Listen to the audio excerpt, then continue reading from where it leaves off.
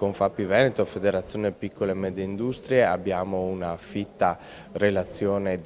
con CGIL e CGIL Will in termini di sistema bilateralità che passa dalla previdenza complementare ad enti di sanità integrativa che sono diffusi su tutto il livello nazionale ma che stiamo spingendo e sempre rendendo più presenti anche a livello veneto, col supporto, la collaborazione e l'operatività delle nostre associazioni provinciali. Stiamo sicuramente pensando a forme più evolute, più articolate, a prestazioni dedicate ai nostri lavoratori, perché riteniamo che grazie a questi strumenti si possa non solo fidelizzare il lavoratore ma anche essere più attrattivo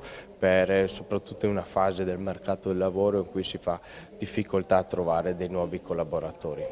Sicuramente iniziativa importante su cui crediamo e che sosteniamo, in quanto parlare di welfare in maniera articolata fra pubblico e privato con tutti gli attori coinvolti è per noi fondamentale. Si diceva prima che generalmente il nord-est è